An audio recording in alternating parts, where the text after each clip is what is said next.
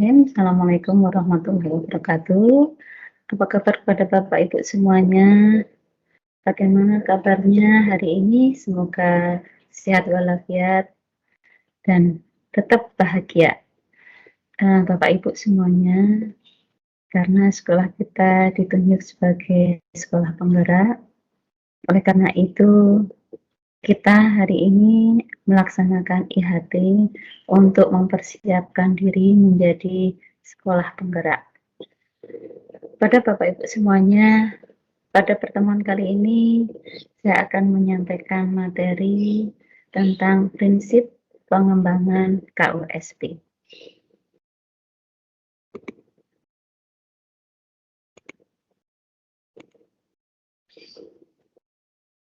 Nah, apakah prinsip pengembangan KUSP atau Kurikulum Operasional di Satuan Pendidikan? Untuk prinsip pengembangan kurikulum operasional di satuan pendidikan itu mencakup 5 hal, yaitu yang pertama berpusat pada peserta didik, di mana pembelajaran harus memenuhi potensi kebutuhan perkembangan dan tahapan belajar serta kepentingan peserta didik. Profil pelajar Pancasila selalu menjadi tujuan pada setiap tahapan dalam penyusunan kurikulum operasional sekolah. Yang kedua yaitu kontekstual, menunjukkan kekhasan dan sesuai dengan karakteristik satuan pendidikan, konteks sosial budaya dan lingkungan, serta dunia kerja dan industri. Untuk di sekolah kita mempunyai budaya keislaman. Nah, jadi yang ditonjolkan nanti adalah karakteristik tentang keislaman. Yang ketiga adalah esensial, di mana semua unsur informasi penting utama yang dibutuhkan oleh para pemegang kepentingan tentang kurikulum yang digunakan di satuan pendidikan dapat diperoleh di dokumen tersebut. Bahasanya lugas dan mudah dipahami, tidak mengulang naskah atau kutipan yang sudah ada di naskah lain. Dokumen tidak perlu memuat kembali misalnya lampiran Kemendikbud seperti CP, struktur, dan lain-lain, atau dalam dokumen kurikulum operasional. Yang keempat adalah akuntabel. Akuntabel ya, dapat dipertanggungjawabkan karena berbasis data dan akurat. Dan yang terakhir adalah melibatkan berbagai pemangku kepentingan.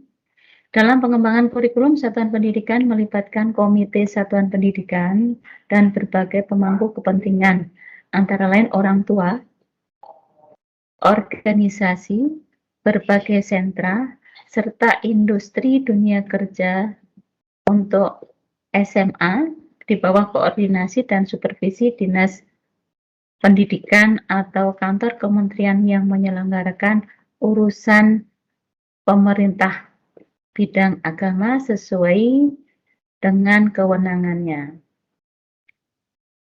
Nah, ini adalah prinsip daripada pengembangan kurikulum operasional satuan pendidikan.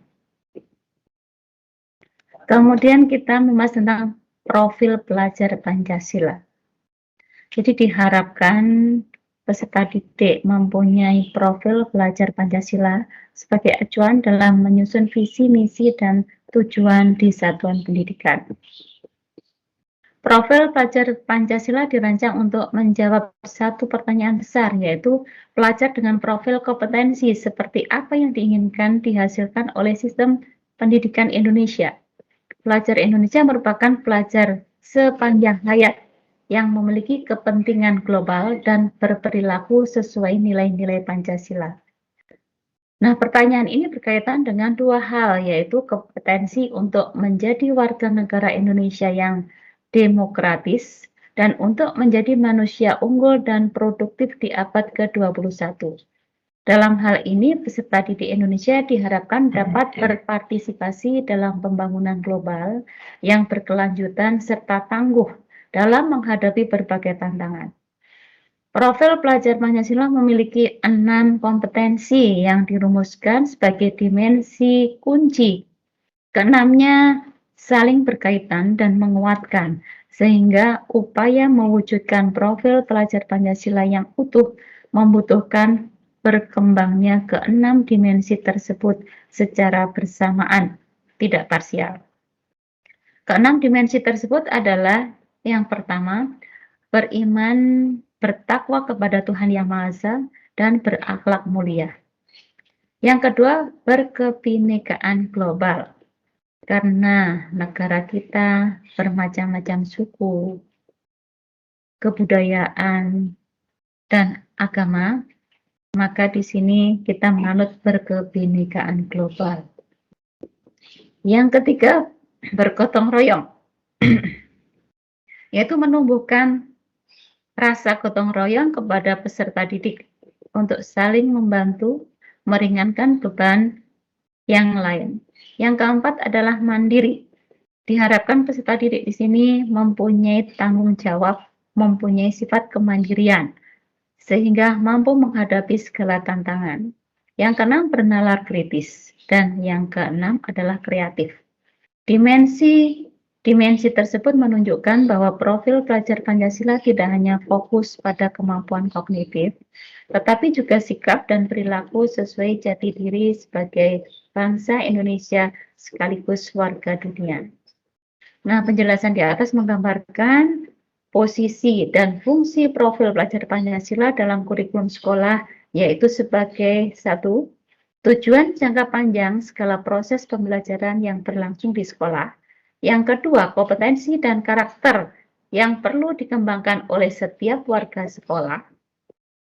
Yang ketiga, benang merah yang menyatukan segala praktis yang dijalankan di sekolah. Nah, demikian pemaparan materi kali ini. Silakan kalau ada yang mau ditanyakan.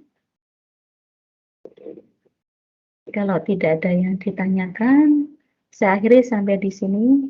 Terima kasih. Semoga apa yang kita pelajari hari ini bermanfaat dan bisa diterapkan di sekolah untuk membantu pelajar-pelajar kita agar menjadi pelajar yang merdeka. Akhirul kalam, billahi taufiq wal hidayah. Assalamualaikum warahmatullahi wabarakatuh.